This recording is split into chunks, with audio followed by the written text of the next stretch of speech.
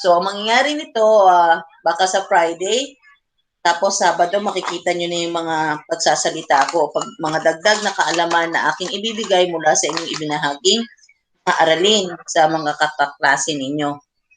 Ngayon, ma'am, kailan tayo magsi-semifinals? Semifinals na ngayong week na to. Susunod na linggo pa. Biyernes ang pinakamatagal. So, Biyernes ang due date sa semifinals. So, anytime, umpisa Lunes hanggang Biyernes, makakakita kayo notification. Kikiusap ako bago ko makalimutan na unahin yung tapusin. Yung mga, halimbawa, may ibibigay akong semifinals ninyong gawain, para lang mula dun sa mga nire-report ninyo, para hanggat maaari naman, tapusin na. Kasi meron kayong pagkakataon na yun, mabigyan na ninyo ng oras ang semifinals ninyo ng mga proyekto. Naunawaan ba? Opo, May ma'am. sasabihin ka. Okay, maraming salamat. So, umpisahan na natin at tandaan, dapat katulad ng sinabi ko nga, bigyan ng pagkakataon yung hindi pa nakapag-oral. Dalawa tayong magagrado nito. Okay? Sige. So, i-close ko na rin, ikikip ko, tatahimik ako habang nag-o-observe ako sa inyo. Good luck. Ma'am, Excuse me po, excuse me, ma'am. Okay, sige. Melanie, una muna, Papiliero. Ma'am, excuse Mm. me. May Yes. nauna po, ma'am, si Hindang po at saka si Arias po ang mauna.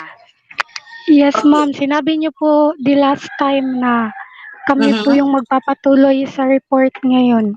Oo. Okay, sige. Handa na ba? Pwede mo nyo na mag-share screen pagkatapos. Nakita ko kayo bumati sa aming head na si Ginang Fe Barona, Doc Barona na andito sa ating ngayong araw na to. Magandang umaga po, Doc Fe. Hindi po namin kinapansin. Pasensya na. Okay, so mag-umpisa na tayo.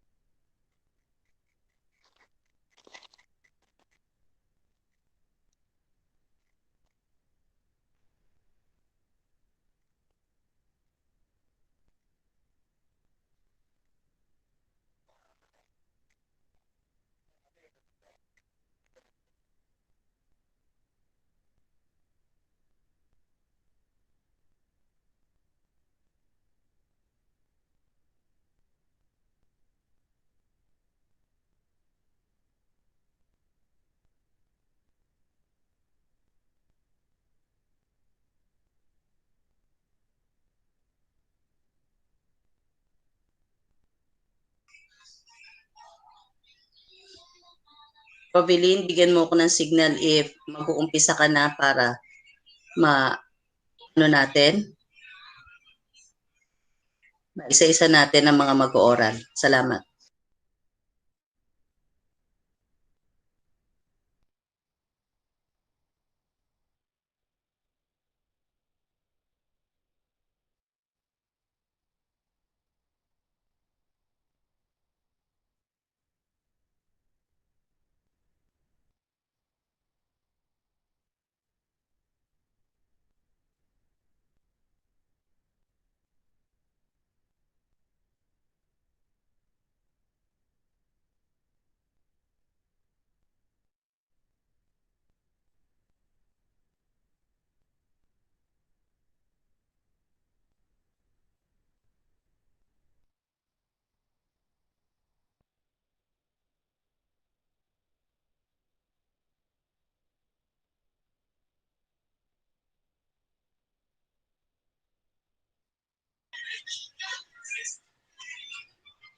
Okay. Giver Team, ikaw na ang mag-uumpisa o si Hindang? Ako po, ma'am. Okay. So si Japer Team Arias lang ang nagpe-present. Salamat.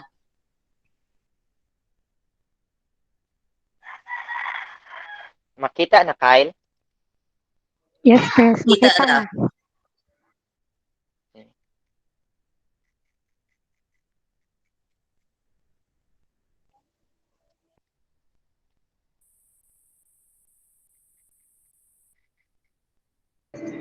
Sige lang daw.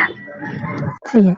Magandang umaga sa ating lahat. Ako po si Binibining Jubilee Kyle Hindang at kasama si Jayfer Kim Arias. Aming tatalakayin ang wikang Filipino bilang wikang akademiko o wikang pang-akademiko.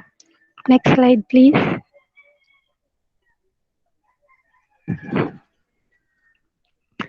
Ang nilalaman ng aming talakayan ay tungkol sa wikang Filipino bilang wikang akademiko. At mga maling pagtingin sa wikang Filipino. Pangalawa, survey ukol sa kasaklawan ng paggamit ng wikang Filipino. Pangatlo, paraan ng paglinang ng wikang akademiko. At pang-apat, paraan ng paglinang ng wikang Filipino.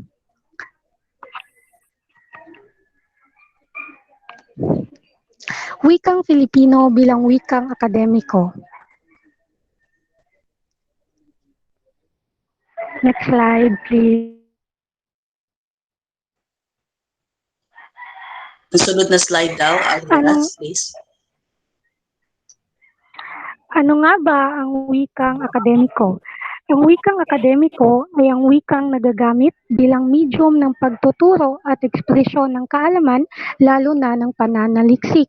Sa kasalukuyan, ang wikang Filipino ang ating wikang pang-akademiko dahil ito ang wikang ginagamit at gagamitin sa pakikipagtalastasan sa loob ng paaralan ng Republika ng Pilipinas, Artikulo 14, Seksyon 7, noong 1987, ukol sa mga layunin ng komunikasyon at pagtuturo. Ang mga wikang opisyal ng Pilipinas ay Filipino at hanggat walang ibang itinadhana ang batas, Ingles. So ang wikang Filipino ang gagamiting wikang panturo sa mga kabataan at pagbabahagi ng kaalaman. Ang wikang Filipino din bilang isang wikang pang-akademiko ay lubhang nakakatulong o makakatulong sa mga pananaliksik. Halimbawa, tulad na lamang noong sa mga mag-aaral galing sa General Academic Strand o GAS noong senior high school, isa sa mga signaturang Filipino ang nagpagawa ng isang pananaliksik na kung saan ang wikang gagamitin sa pananaliksik ay wikang Filipino. Ano nga ba ang nais kong ipabatid dito? Sa pamamagitan ng paggamit ng wikang Filipino sa loob ng paaralan, napoprotektahan at napapangalagaan natin ang wikang Filipino habang ating itong napapayabong. Ngayon, dadako naman ako sa mga maling pagtingin sa wikang Filipino. Ano sa tingin nyo ang ilan sa mga maling pagtanaw sa wikang Filipino? Maaari ka bang magbigay ng isa, Binibining Mary Chu Lawas? Okay, sige. Binibining Lawas.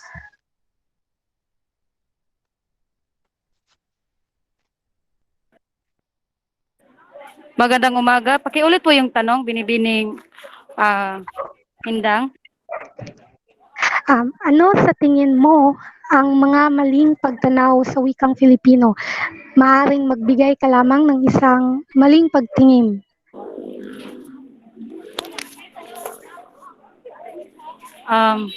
Maling pagtingin sa wikang Filipino ay para sa akin hindi binibigyan ng pansin ng mga kabataan ang wikang Filipino sa ngayon. Usually po kasi mga ibang lingwahe yung mga ginagamit ng mga kabataan ngayon. Like gumagamit sila ng mga Korean, ganon. So sa madaling salita, hindi tinatangkilik ang sariling atin, tama ba? Opo. Hindi maiiwasan na maliitin ang ating wika sa kabila ng mga pagsubok na pinagdaanan at nalampasan ito bago ito naitalaga bilang wikang pang-akademiko.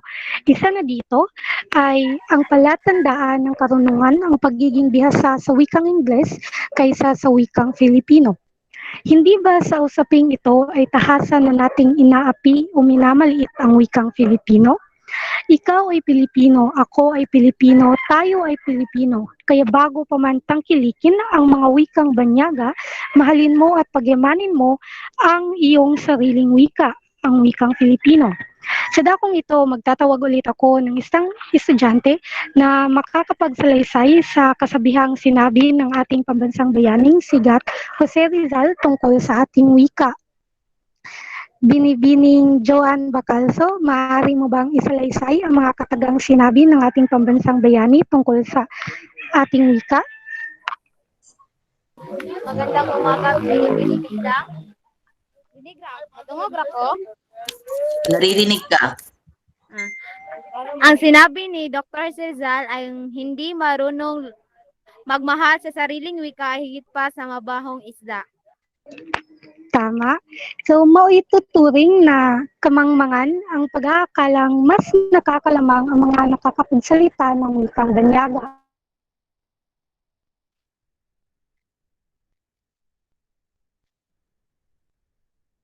Naputol ka, Jubilee? Wika. Pangalawang maling pagtanaw sa ating wika ay ang wikang Filipino ay abot kamay ng mga karaniwang tao, kaya nagmumukha itong walang klas dahil hindi na kailangan pang mag-aral sa formal na eskwelahan para matutunan ito. Lahat ng bagay ay dumadaan sa proseso at ganoon na din ang ating wika. Hindi mo masasabing alam mo na agad ang wikang Filipino dahil lamang ikaw ay nakakapagsalita nito. Mapapansin na halos karamihan ng mga marunong magsalita ng Filipino ay hindi nakakapagbaybay ng maayos sa mga salitang Filipino o Tagalog. Kaya paano nasasabing ito ay abot kamay ng mga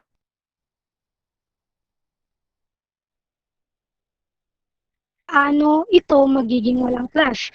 Isa katunayan, ito pa ay may tuturing na makapangyarihan. Ang wika ay makapangyarihan sapagkat ito ay pangunahing instrumento ng komunikasyon.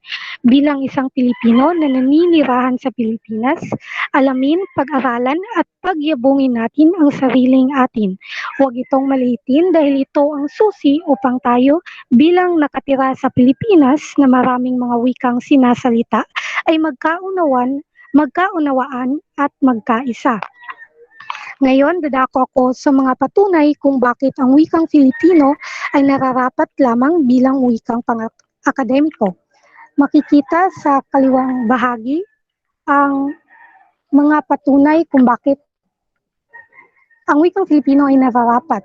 So, ang mga sinabing nabanggit tulad ng telebisyon, istasyong AM at FM, tabloids at broadsheets, internet, ay patunay na ang wikang Filipino ay handang-handa na sa larangang akademiko at profesional.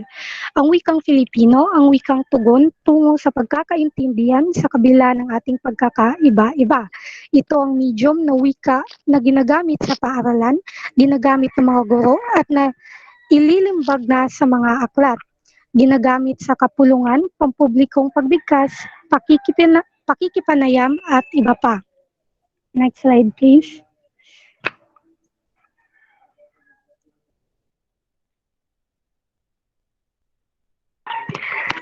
Ngayon naman, magbibigay ako ng 3 pananaw ng mga dalubhasa tungkol sa ating wikang Filipino.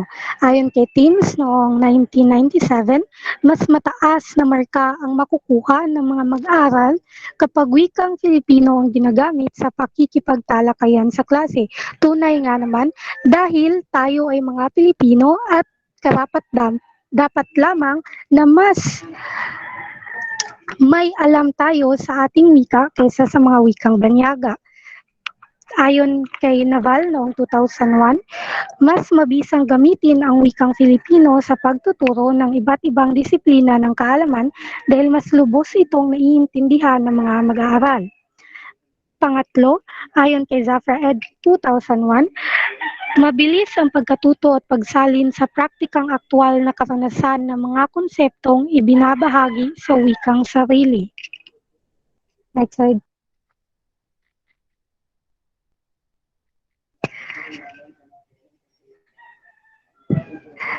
Ayon sa isang publikasyon na ginawa ng Komisyon sa Wikang Filipino na isinulat ni Dr. Fe Aldeva Yap, 92% ang nakakaunawa ng Filipino, 88% nakakabasa, 83% ang nakakapagsalita, at 82% ang nakakasulat.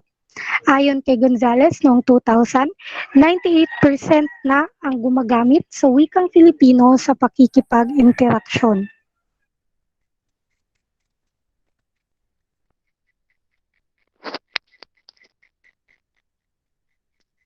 Madungog ra ko, Kyle. Yes, Jafer. Okay ra, Jafer. Malinaw. Salamat. Magandang umaga sa ating lahat. Ang tatalakayin ko po ay ang paraan ng paglinang ng wikang akademiko at paraan ng paglinang ng wikang Pilipino. Ito ay nakabatay sa kapasidad ng pagpapayaman ng wika sa kakayahan nitong kumakatawan sa mga karanasang luwal sa lipunan, tulad ng lumikha ng salita sa mga dayuhang salita, manghiram, magbanyuhay at umangkin ng bagong salita at kaalaman. Marami na ring pananaliksik ang nagtala sa bisa ng wikang Filipino sa pagtuturo at napatunayan na nakakakuha na mataas na marka ang mga mag-aaral na gumagamit ng wikang Filipino. Sa karanasan ng mga guro, nakita nila ang bilis at pagkatuto at pagsasalin sa praktika na aktual na ibinabahagi ng ating wika.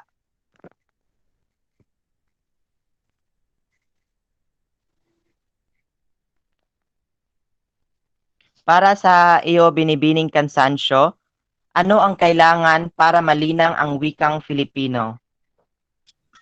Binibining Erika. Yes. Pakulit. Ano ang kailangan para malinang ang wikang Filipino? Ano? Ano ang kailangan para malinang ang wikang Filipino? Hindi mong i-type sa Javier Ano Kim. ang para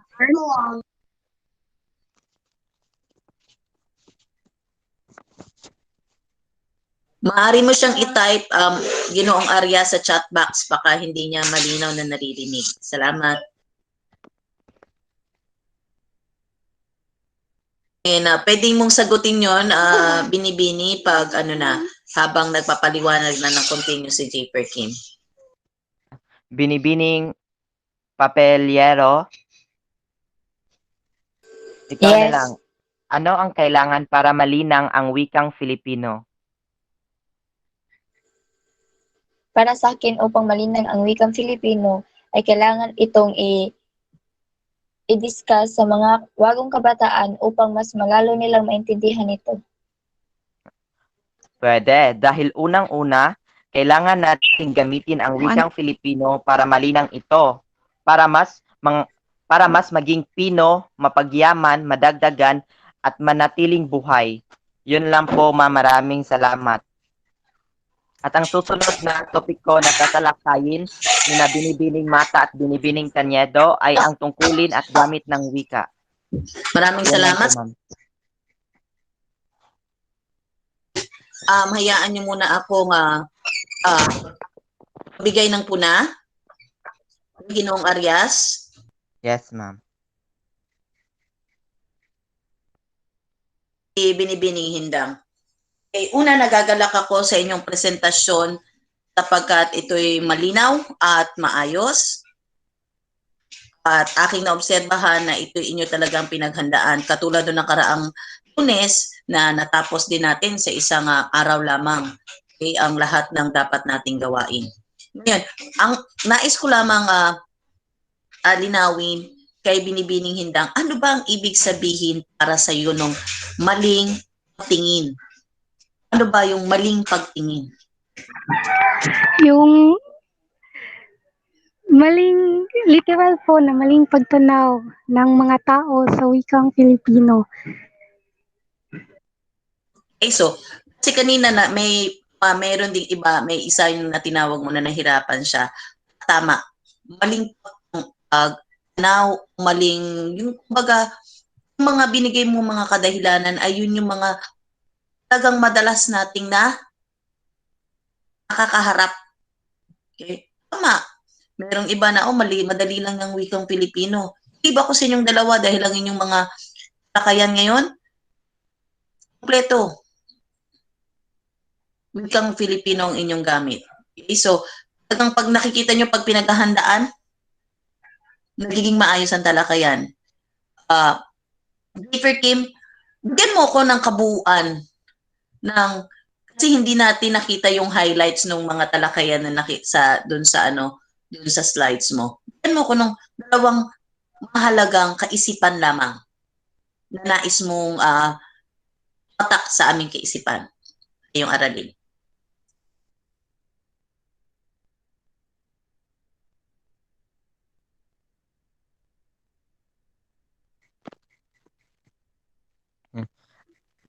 Ang natutunan ko po, ma'am, sa aming talakayan ay wikang Filipino, ma'am, dapat gamitin natin dahil ito ay atin po, ma'am.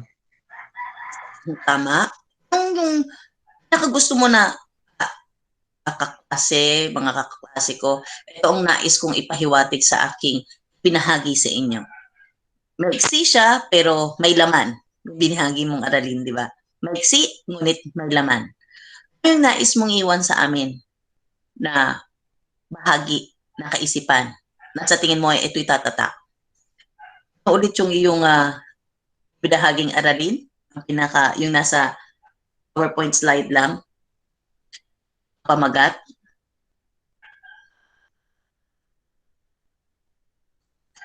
Baka sabihin nyo, ma'am,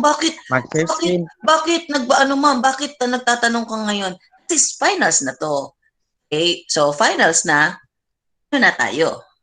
Kahit na finals o hindi, sinusukat natin kung nauunawaan bang ibinabahagi. Okay, so alam kong nauunawaan ni Ginoong Arias ang kanyang ibinahagi. Nais ko lamang tumatak sa iyo na gusto mong ibahagi sa amin na ito rin may iwan sa aming kaisipan, yung aralin mo. Ano iyon?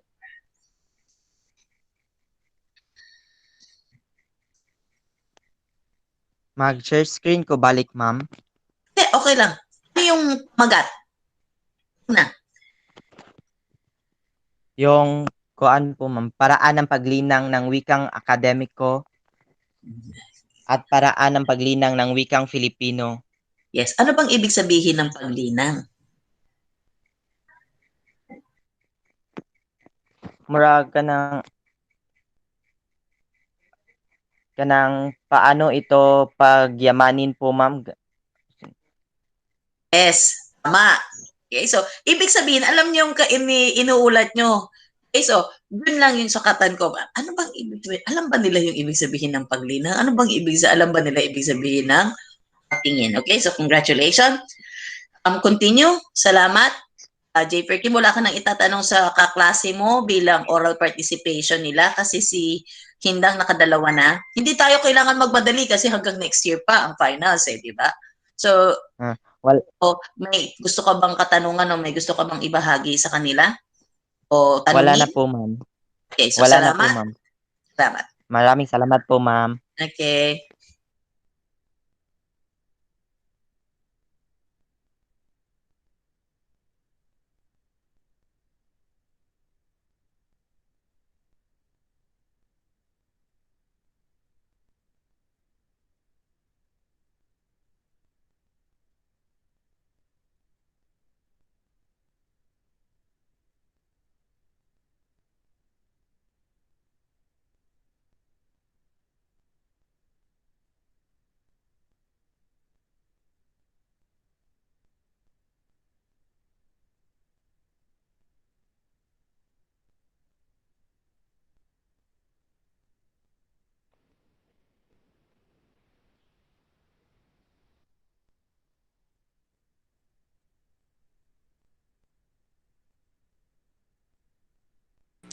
Binibining Kate, please go present.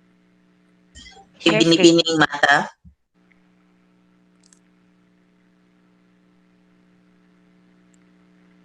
Binibining mata. Okay, salamat.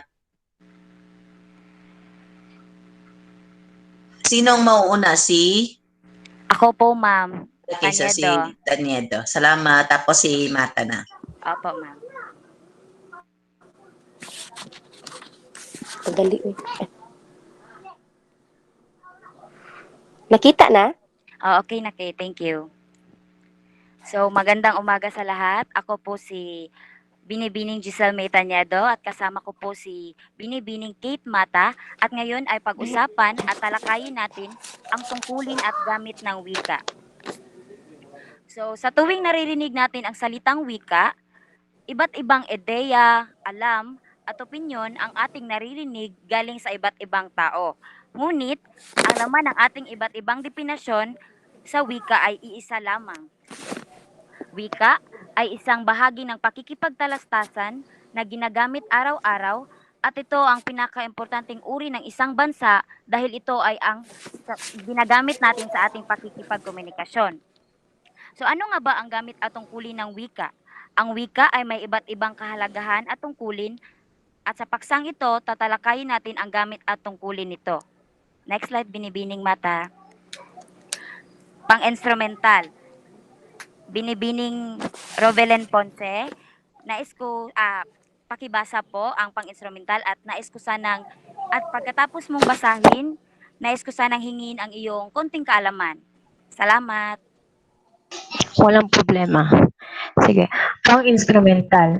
Ang wika ay ginagamit upang makuha ang pagsalita ang kanyang mga kinakailangan katulad lamang ng material o serbisyo upang matugunan ang mga pangangailangan ng tao gaya ng pakikipag-usap sa iba lalo na kung may mga katanungan na kailangang sagutin.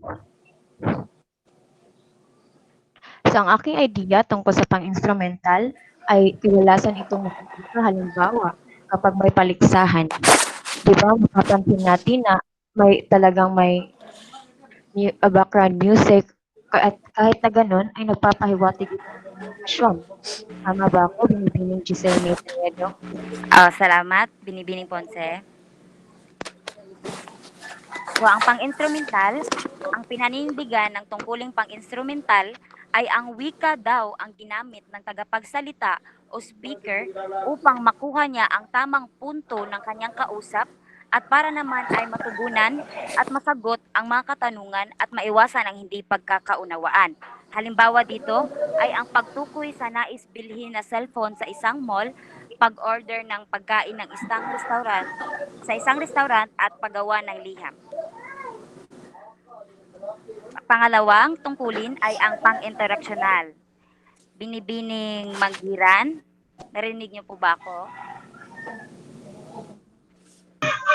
Opo. Pakibasa po at hingin ko rin po ang inyong konting kaalaman patungkol dito. Okay.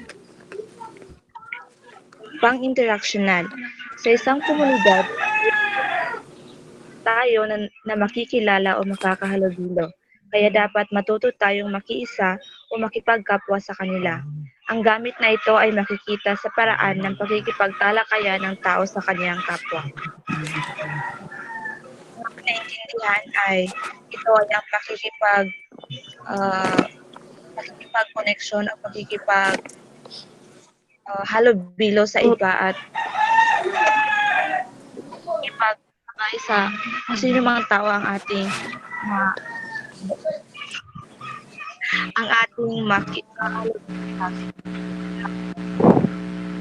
Tama, salamat po, Binibining Manggiran. So, ang pang-interaksyonal, ang tungkuling pang-interaksyonal, sinabi dito na sa bawat lugar na pinupuntahan natin ay may iba't ibang tao na makikilala at posibleng ating makausap. At ang gamit nito ay makikita sa paraan ng pakikipagtalakayan natin sa ating kapwa. Ibig sabihin ay ang ating pakikipag-usap at pagtatalakay ay isang pang-interaksyonal na. Halimbawa dito ay ang pagbati ng magandang umaga sa mga kapitbahay, pagkwentuhan sa mga taong bago mo lamang nakilala sa paralan at pakikipagbiruan o pakikipagtalo. Next slide. Pang-personal. Ginagamit ito upang maipahayag ang sariling saloobin sa lipunang kinabibilangan o naipahayag sa gamit na ito ang sariling palagay-palagay o kuro-kuro sa paksang pinag-uusapan.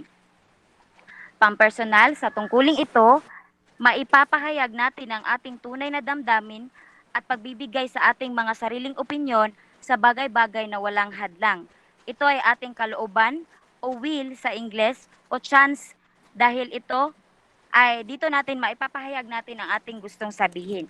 Halimbawa ay ang pagpapahayag ng opinyon sa isang pulong, pagiging bukas sa mga problema sa sarili at pagsulat ng taalarawan o journal.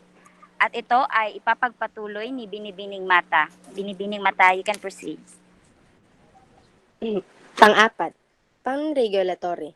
Ang tungkulin ng wika dito ay kumontrol ng kilos, asal o paniniwala ng iba. Ginagamit rin ito sa pag-impluwensya ng tagapagsalita sa madla. O sa madaling salita, ito ang pagsabi kung ano ang dapat o hindi dapat gawin. Pinakamahusay na halimbawa nito ay ang pagbigay ng direksyon, paalala o babala. Pag-utos ng ama sa kanyang anak na lalaki, pagsasalita sa isang debate.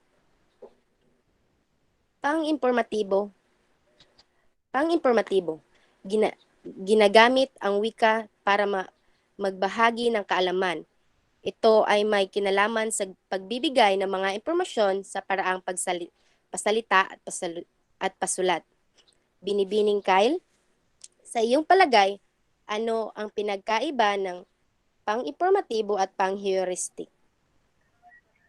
Sa aking palagay, ang pang-informatibo, ayon nga sa PowerPoint mo, ito ang ginagamit para magbahagi ng kaalaman. So, nagtataglay ng tiyak na impormasyon at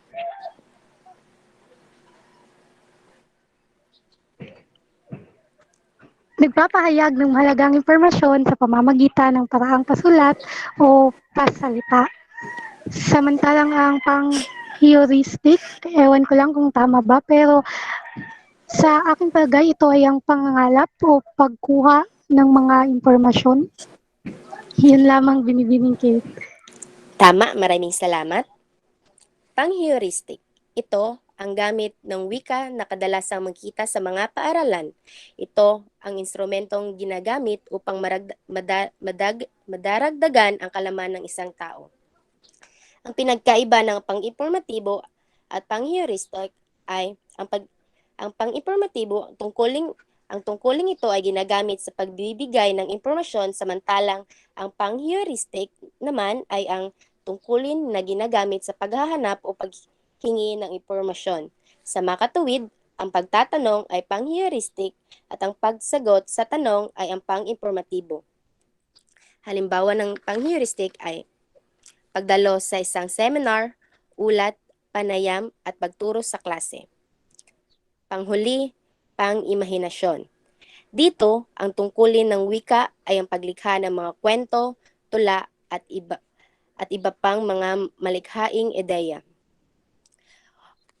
O sa madaling salita, pang-imahinasyon o pang-imahinatibo ang tungkulin ng wikang ginagamit sa pagpapahayag ng imahinasyon sa malikhaing paraan. Makikilala ito sa pamagitan ng paggamit ng mga idioma, tayutay, sagisag at simbolismo.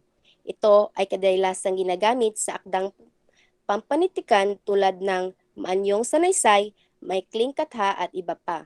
Ang halimbawa nito ay ang pagsulat ng nobela, paggawa ng bagong kanta. Yun lamang po at ipagpatuloy ng aking ibang kagrupo ang iba pang topiko. Okay, maraming salamat. Pero bago yan, magtatanong naman ako ulit. Okay, so, kung napansin niyo, talagang gusto kong, hindi ako nagmamadali ngayong araw na huwag tayong magmadali ngayong araw na to dahil marami tayong oras hanggang next year pa man ang atong finals, no? So, Binibining, ang kaganda ng boses niyo talaga. Pwede kayo maging kayong apat. Nag-umpisa, ang gaganda ng mga boses niyo, ha? O, pinractice niyo yan. Ang ganda pakinggan ng mga boses ninyo, no? Talagang, lalo na, tapos purong-purong Tagalog ang mga nagagamit ninyo, bilib ako sa inyo. Binibining Mata, bigyan mo ko ng tuan ng iyong paksang aralin. Dahil, ang ginawa ninyo ay kakatuwa, no, na nakikita ko sa inyo ang yung bang talagang napansin ko, nagkakaroon na ng interaction at ito yung harinawa na sa mga susunod na taon, kahit kayo estudyante pa ay masanay ninyo yung ginagawa ninyo ngayon na kung paano kayo nagbabahagi ng aralin. Isipin nyo na ako, teacher ako, talagang teacher ako. Okay, so Binibining Mata, anong masasabi mo? Ano yung buuan ng iyong aralin?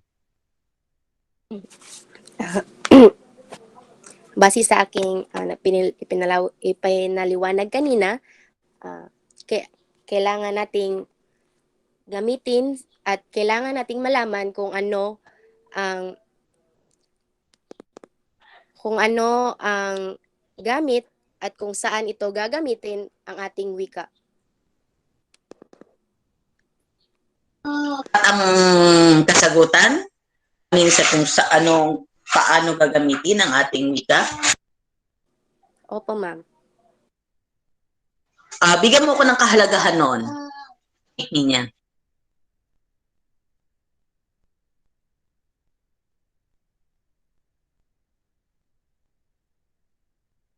Anong kahalagahan ng paggamit ng ating wika? Ang kahalagahan ng paggamit ng ating wika ay upang maibahagi natin ng maayos sa ating maibahagi natin ng maayos ang nais nating iparating sa ating madla. Okay, maraming salamat, Binibining Mata. Binibining Tanyedo? Po, ma'am. Ano po? May dalawa kang tanong tungkol sa mga tungkulin. Maaari bang bigyan mo ako sa isang pangungusap lang, ibigay mo ang mga kaibahan nila? Opo, ma'am. Sa pang-instrumental po, ay pinaninindigan nito ay para natin ginamit ang wika upang upang maiwasan ang hindi pagkakaunawaan. At sa pang-intereksyonal naman, ang tungkulin dito ay sinabi na ang ating pakikipag-usap o pakikipagtalakay natin o pakikipagkwentuhan sa ating mga kaibigan ay isang halimbawa ng pang-interaksyonal. At sa pang-personal naman, ang tungkulin dito ay maipahayag natin ng mabuti ang ating saloobin sa isang bagay o ating opinyon. Yun lang po, ma'am. Salamat. So, naano niyo yung isang kumbaga, interaction, merong interaction, instrumental, merong instrumentong gagamitin o nakapaloob doon upang yun yung mga keywords na naririnig ko. So, kayo ay mag-uumpisang na magbahagi yung magtalakay sa inyong klase at maging guro na kayo. Yun yung mga nais kong tandaan natin, yung mga keyword na madaling matandaan. Maraming salamat sa inyong dalawa. May iba pa ba kayong katanungan? Kate Nina, parang hindi ka nakapagbigay ng katanungan sa iyong mga kaklase. Ay, si Hindang, nabigyan mo na. Okay, salamat. Sino susunod? Kami po, ma'am. Okay, sige, Papiliero, salamat.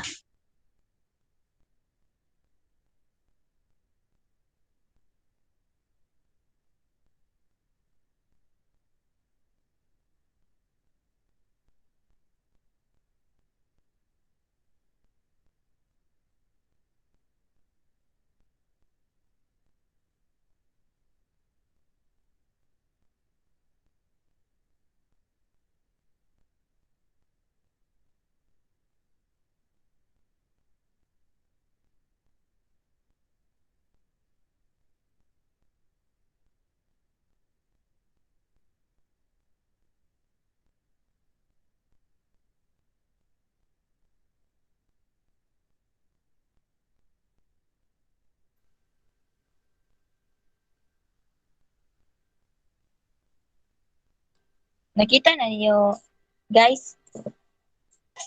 Tara, salamat. Na. Okay. Magandang umaga sa lahat. Kami po ang pinakalas na grupo na mag-report tungkol sa wikang Filipino sa mga piling disiplina.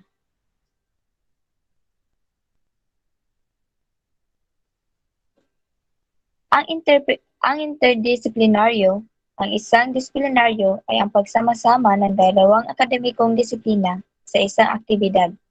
Ang halimbawa nito ay ang paggawa ng isang interdisiplinaryong pananaliksik. So ito ay ang paggawa ng bagong ideolohiya sa pamamagitan ng crossing boundaries. Ito ay may ugnay sa isang interdisiplina or interdisciplinary field. Ay kasama sa mananaliksik, mag-aaral at mga guro sa layunin na magkaroon ng pag-uugnay sa iba't ibang pananaw sa academic, propesyon at teknolohiya tungo sa isang espesipikong perspektibo para sa isang hangarin. So nais kong tanungin si Omale kung ano para sa kanya ang interdisiplinaryo.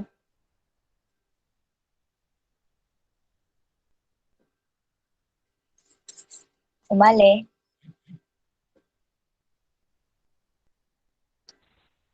Oh, Binibining umade. ano nga yun?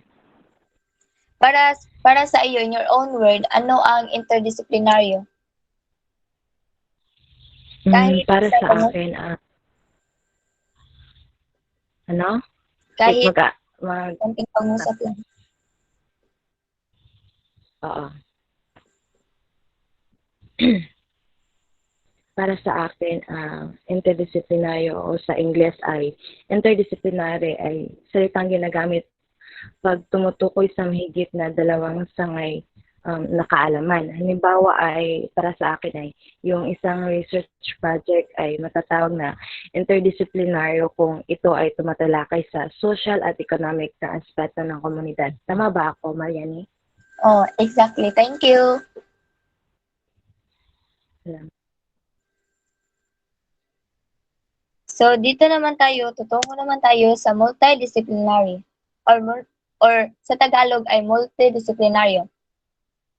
Ito ang pag-aaral mula sa iba't ibang disiplina or multiple discipline.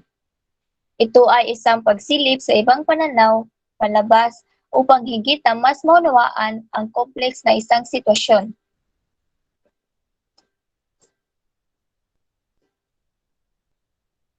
Next is ang transdisciplinaryo.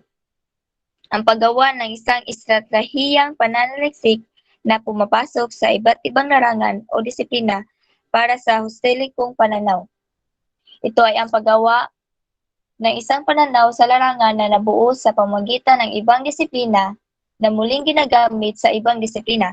Halimbawa nito ay yung orihinal na interografiya na sa antropolohiya na ginagamit na rin sa ibang larangan. So, dadapo naman tayo dito sa PhilDes. Yung PhilDes is ang Filipino sa iba't ibang disiplina. Ito ay ang isang praktikal na kursong nagpapalawak at nagpapalalim sa kasanayan sa malalim na mapanuring pagbasa, pagsulat, pananaliksik sa wikang Filipino sa iba't ibang larangan sa konteksto ng kontemporaryong sitwasyon sa mga pangangailangan ng bansa at mga mamamayang Pilipino. Nakatuon ang kurso ito sa magkaroong kasanayan at pagbasa na pagsulat.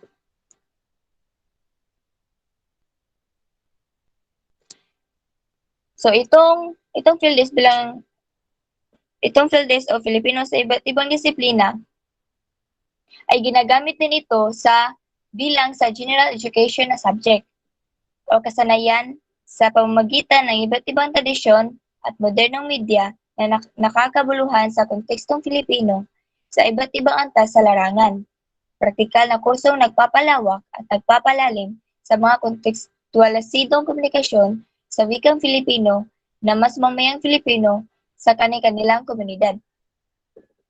Itong PhilDes ay bilang general education na subject ay isa itong interdisciplinaryo dahil magamit ang wikang Filipino sa iba't ibang larangan at pananaliksik. At ito din ay may tuturo ang Filipino bilang hiwalay na asignatura.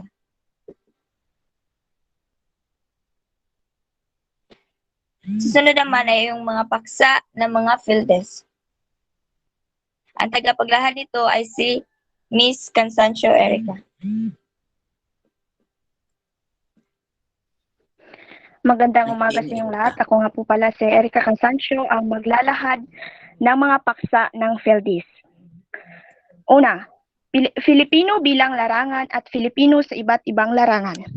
Focus nito ang pagsaklaw ng pagtalakay sa naaabot na at sa posible pang direksyon o ekspansyon ng unique na diskurso sa Filipino bilang larangan at sa Filipino sa iba't ibang larangan. Ang ikalawa, Filipino sa Humanidades, Agham, Panlipunan at iba pang kaugnay na larangan. Nakapokus nito ang pagbasa ng piling tekstong Filipino sa Humanidades, Agham, Panlipunan at iba pang kaugnay na larangan bilang lunsaran na paglinang sa kasanayan sa pagsulat ng pananaliksik sa Filipino sa iba't ibang larangan. Ang lahat ng estudyante kahit ang mga non-husukom ang kurso ay kailangang masanay na makapag-kurso sa Filipino sa Humanidades, Agham, Panlipunan at Holistikong General Education. At ang panghuli naman ay Filipino sa siyensya, teknolohiya, inhenyeriya, matematika at iba pang kaugnay na larangan. Nakapokus nito ang pagbasa ng piling tekstong Pilipino sa siyensya, teknolohiya, inhenyeriya, matematika at iba pang kaugnay na larangan bilang lunsaran ng paglinang sa kasanayan sa pagsulat ng pananaliksik sa Filipino sa iba't ibang larangan.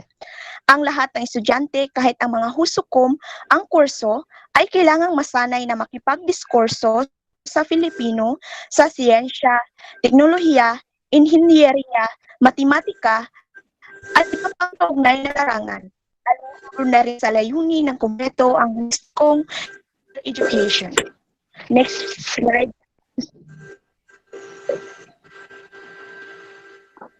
Ang mga sumusunod ay iba't ibang kautosang ipinapairal ng ating pamahalaan tungkol sa pagsulong ng wika.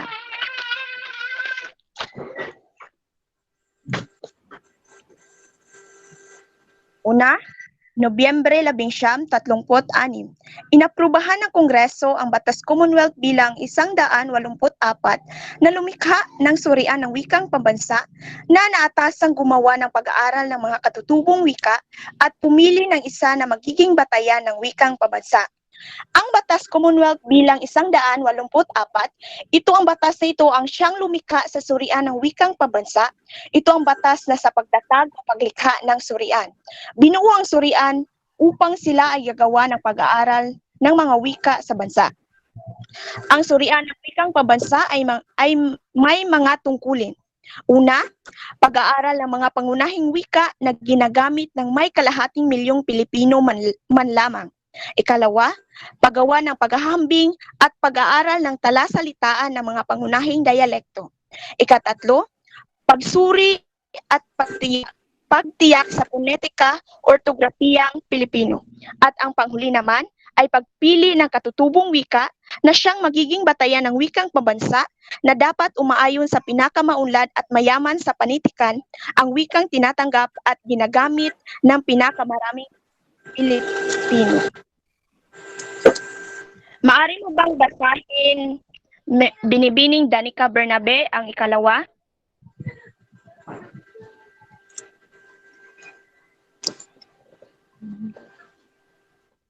Danica Bernabe. Binibining Bernabe.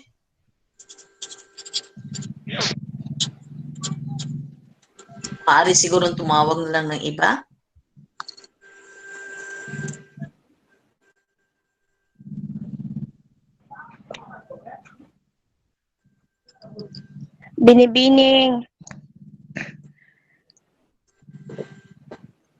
Binibining Agnes Perez, maaari mo bang basahin?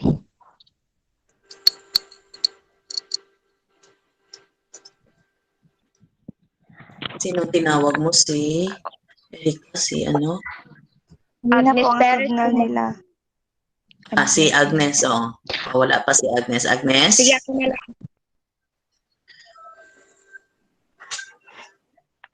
Ma'am.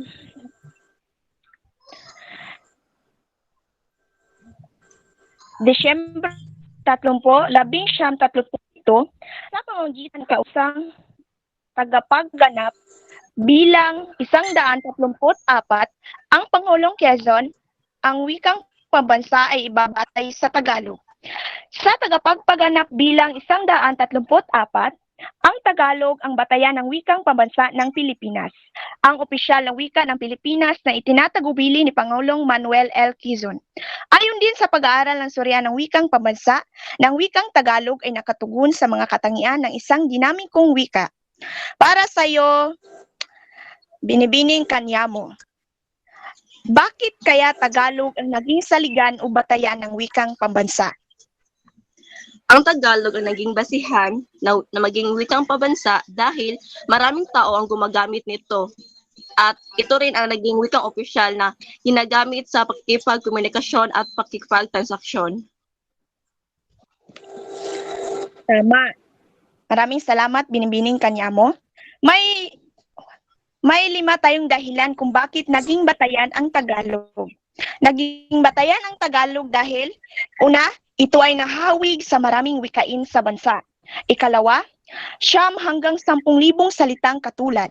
Ikatatlo, magkahawig sa bigkas, baybay at kahulugan. At ikaapat, mayaman ang Tagalog sa salita dahil sa paglalapi at pagtatambal. At ang panghuli ay madali itong pag-aralan. Maaari mo bang basahin, Manggiran, ang ikatatlo? Binibining Manggiran? Opo, yung April 1.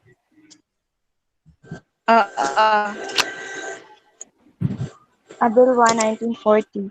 Ipinalabas ang kautosang tagapagpaganap na nagtadhana ng paglimbag ng isang balarila at isang diskursunaryo sa wikang pambansa. Ipinahayag pa ring ituturo ang wikang pambansa sa mga paaralan sa buong Pilipinas na nagsimula noong Hunyo 19, 1940. Sa kautosang tagapagpaganap bilang 263, binigyang pahintulot ang pagpapalimbag ng isang diksyonaryo at isang gramatika ng wikang pambansa. Itinakda rin ito na simula Hunyo 11, 1940 ay pasisimula ng ituro ang wikang pambansa ng Pilipinas sa lahat ng paaralang bayan at pribado sa buong bansa.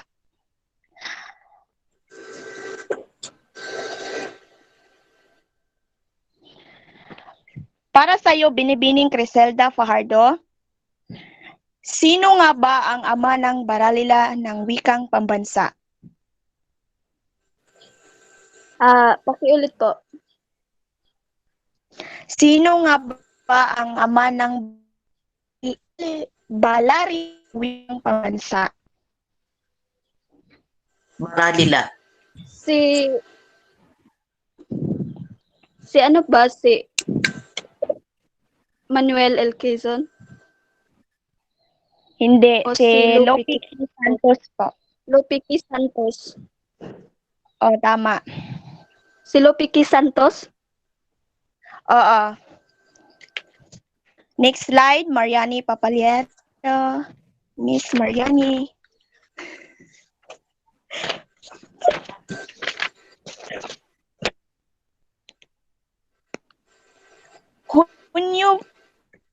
Hunyo 7, 19, 4 po, pinagtibay ng Batas Commonwealth bilang 570 na nagtadhana na simula sa Hulyo 4, 1946, ang wikang pambansa ay isa sa mga opisyal na wika ng bansa. Ayon sa Batas Commonwealth bilang 570 po, pinagpapatibay na ang wikang pambansa na tatawaging wikang pambansang Pilipino ay maging isang wikang opisyal sa Pilipinas. Marso 26, 1954, nagpalabas ng isang kautusan ang Pangulong Ramon Magsaysay sa taunang pagdiriwang ng Linggo ng Wikang Pambansa mula sa Marso 29 hanggang Abril 4, subalit ang pitsa at pagdiriwang sa Agosto 13 hanggang 19 tuwing taon. Ayon sa proklama bilang 186, Daan ito ni Pangulong Saysay paglang lawas imamput pamamagitan ito inilipat ang pagdiriwang ng wikang pambansa taon-taon mula Agosto 13 hanggang 19 dahil nakapaloob sa panahong saklaw ang pagdiriwang sa kaarawan ni Pangulong Manuel L. Quezon tuwing Agosto 11.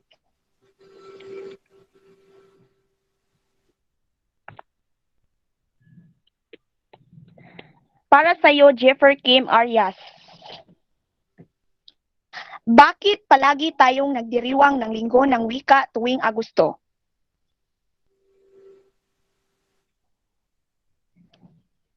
Jeffer Kim Arias.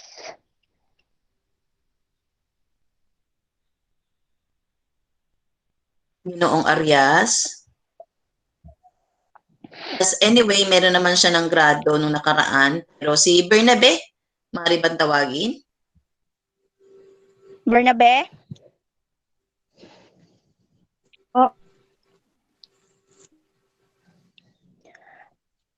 Bakit palagi tayong nagdiriwang ng linggo ng wika tuwing Agosto? Nagdiriwang tayo ng yung putol-putol po. Bakit palagi tayong nagdiriwang ng linggo ng wika tuwing Agosto? Nagdiriwang tayo ng linggo ng wika tuwing Agosto dahil sa pamamagitan ito, may ipapakita natin ang pagpapahalaga natin sa ating sariling wika. Tama. Ipinagdiriwang ang linggo ng wikang pambansa dahil pinahayag na dito na taon-taon ang panahong Agosto 13 hanggang 19 araw ng pagsilang ni Pangulong Manuel L. Quezon na itinuturing na ama ng wikang pambansa. Linggo ng wikang pambansang Pilipino na dapat ipagdiwang ng lahat ng mga mamamayan sa buong bansa sa pangunguna ng mga nasa pamahalaan at mga paaralan at gayon din ng mga leader ng iba't ibang larangan ng buhay. Dahil nagtatagubilin sa iba't ibang sangay o tanggapan ng pamahalaan na magsasagawa ng mga gawaing kaugnay sa taunang pagdiriwang. Dumapon naman tayo sa Oktubre. Tama ba Oktubre? Agosto 12, 1949,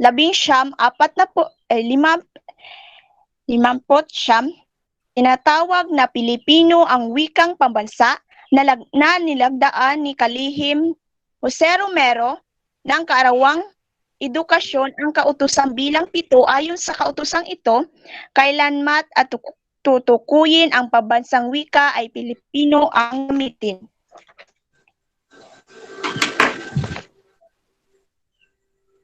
At dito naman tayo sa Oktubre 24, 1957, nilagdaan ni Pangulong Marcos ang kautosang nagtatadhana na ang lahat ng mga gusali at mga tanggapan ng pamahalaan ay pangalan sa Pilipino.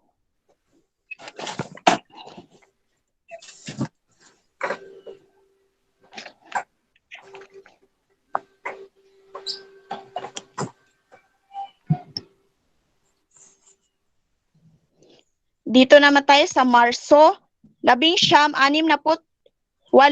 ipinalabas ni Kalihim Tagapagpaganap Rafael Salas ang isang kautusan na ang lahat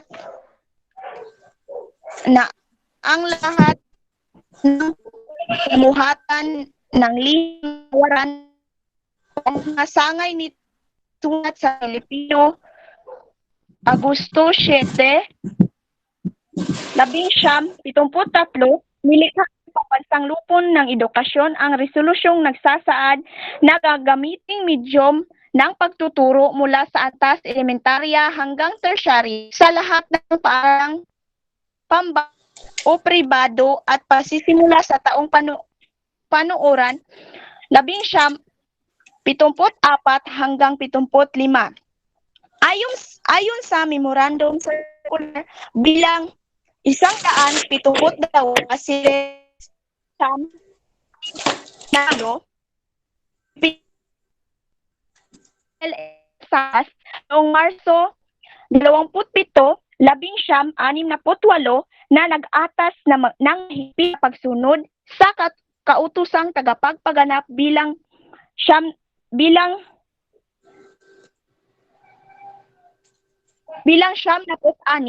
iniatas din ito ang pagbika sa Pilipino ng panunuas ng lahat ng opisyal sa Pilipino, Ingles, na shelter, mga kagawaran ay ang hayan. Next slide, Mariani. Okay, Binibining Mariani. Yes, ma'am. Okay, marami pa yan, di ba? Mauna lang ni siyang last slide, ma'am. Kining tungo sa... Okay, sige. So, ikaw na lang pinakahuling gulat. Yes, ma'am. Okay, sige, pakitapos na lang. Sige. Ate Jennifer, your turn. Magandang umaga sa lahat. Ako si Jennifer Espinosa, ang mag-uulat ng tungo sa synthesis ng kulturang pabansa. Ano nga ba ang kultura sa ating bansa? Next slides, please. Kato na lang ng imong introduction, ate, kay wala na ako gibutangan. Okay.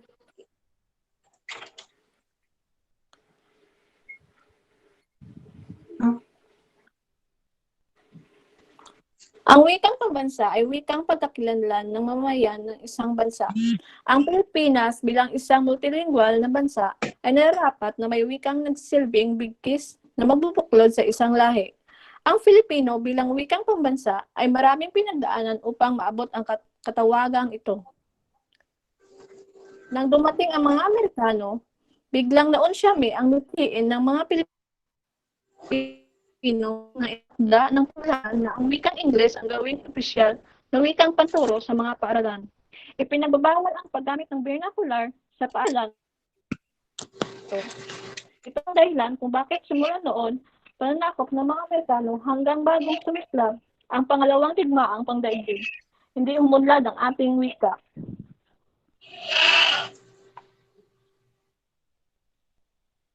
Ang ating kulturang Pilipino, nating mga kulturang Pilipino, baba ang tawag natin sa ating kulturang sa Pilipino sa Pilipinas. Ito ay ang pinaghalumpluwensya ng mga katutubong tradisyon at mga kultura ng mga unang mga lakal at mananakop nito noon. Ang pananakop ng mga Kastila sa Pilipinas sa pamahala ng Mexico na tumagal ng mahigit 33 taon ay may malaking kontribusyon sa kultura ng Pilipinas.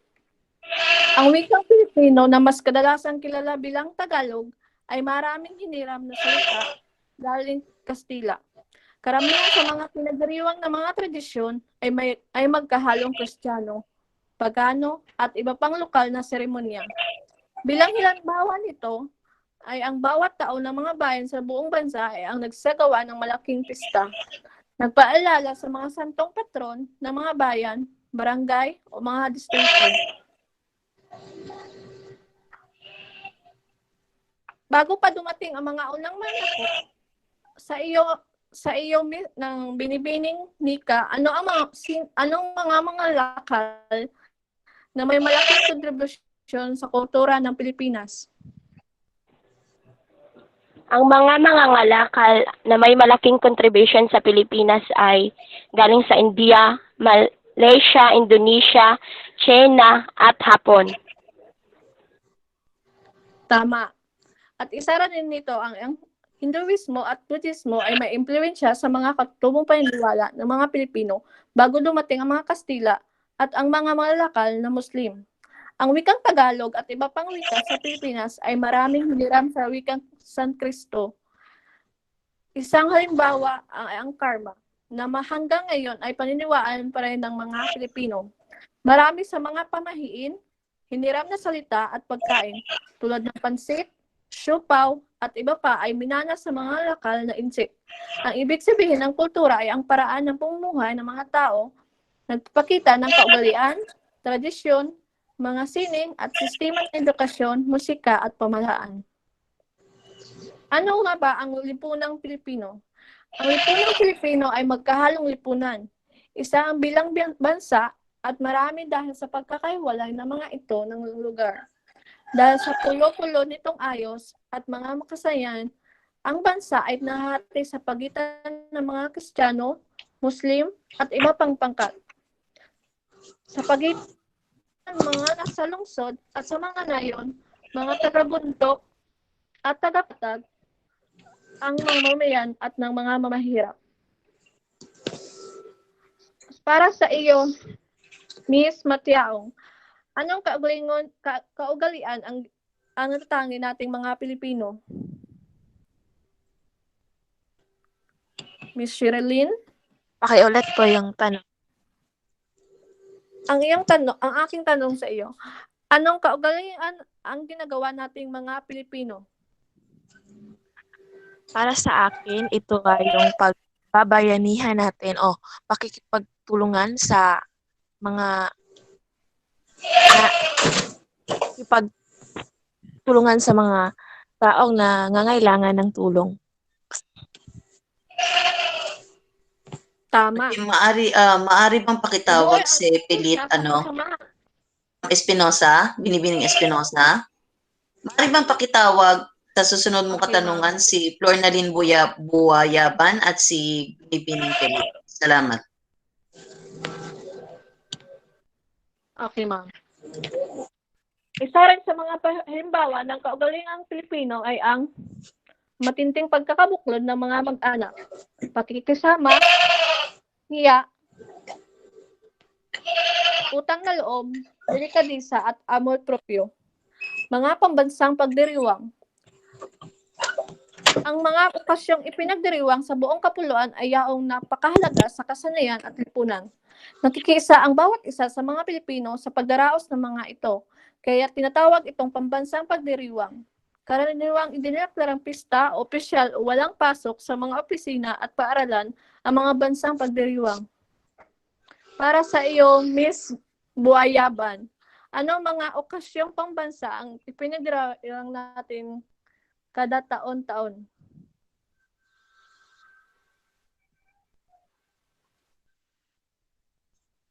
Miss Buayaban. Flornalyn?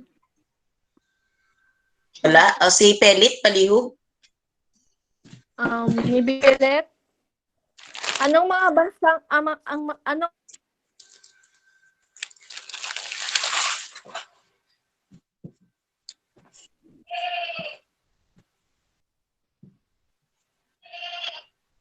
nawala siya. So, proceed na lang. 2 minutes na lang, malapit ka na matapos. Okay, salamat.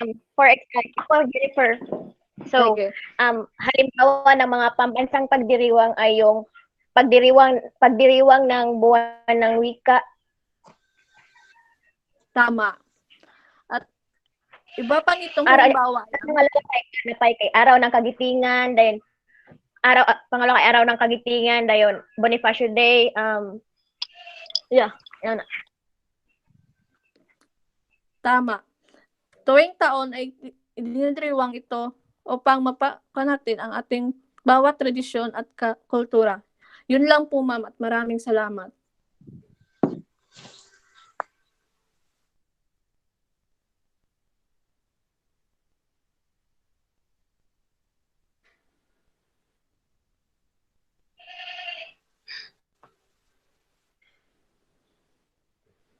Okay, so tamang-tama lang ang tapos, 8:29. Maraming salamat, class. No? So, I think natapos natin ang buong aralin sa semifinals. So, next year, ako na ang magbabahagi sa inyo. Magpapaalam lang ako sa inyo na itong ating gawain ay aking ida-download sa YouTube kasama ng aking tatalakayin. Okay lang ba yon? Hihingi ako ng permission. Ma'am, baka halos buong mundo makita na. Hindi. CTU lang ng mga students din dahil yung account ko ay for CTU students lang. Okay lang ba? As? Okay lang po, ma'am. Okay, so baka mamaya Opo. magwala kayo pag nakita niyo, uy, nakita ko nito, nakita ko nito. So, pinagpapaalam lang ako sa inyo dahil bibigay ko ang link sa inyo. Hindi mamayang gabi, bukas ng umaga. And ang semifinals natin ay ibabase ko lang sa pag-uulat na ginawa nung Lunes. At congratulations, no, dahil handa talaga, tapos agad. No? At saka maraming salamat nung nagmasok saglit si Doc Barona sa atin ay naipakita nyo na kayo'y handa. No? Hindi kumbaga maayos ang flow sa ating lakayan. May mga katanungan ako puhon na iisa-isahin ko, pero doon ko na ilalagay sa ating Google Classroom isa-isa sa inyo na ibibigay ko for your last final na oral. Okay, meron akong ibibigay na yung semi-finals na bahagi, finals na bahagi, yung mga gawain na dapat yung gawin. Kung makakita na kayo nito, ihilingin ko lang bago mag-December 30 ang semi-final sana ay matapos. Kunti lamang yung mga gawain na yun, ibinase ko lamang sa nakita ko na inilahad nung Lunes. Okay, so congratulations sa lahat ng naghulat. Highest score para sa lahat na nagbahagi ay 95/95. No? Ang pinakamababang nabigay ko is 93/95. Oral, highest is 90/90 and ang lowest is 88/88. May mga katanungan pa ba? So sa Lunes hindi na tayo magkikita, ha? Baka mamaya ma-miss nyo ako. Hindi na tayo magkikita sa Lunes dahil sa tapos na tayo sa gawain. Maghahanda na lamang kayo sa ating semifinals na mga gawain at yung mga iba pa nyong panggawain, tapusin nyo na kung makikita nyo sa Google Classroom na hindi pa na-turn in. Okay, so have a great weekend, class. And Merry Christmas, Happy New Year, puhon-puhon sana maayos na next year ang ating ang kaaral. Okay? Magandang umaga. Salamat po. Okay, Salamat maraming salamat. Okay. Bye, ma'am. God bless, ma'am. Thank you, ma'am.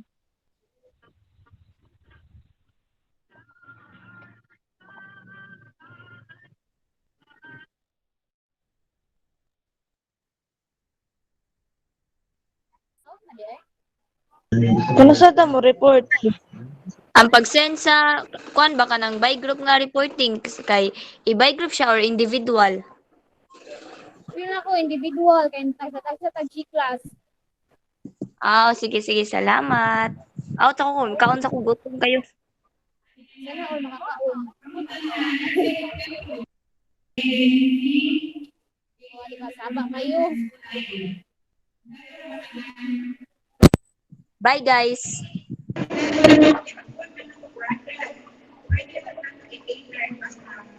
Thank you.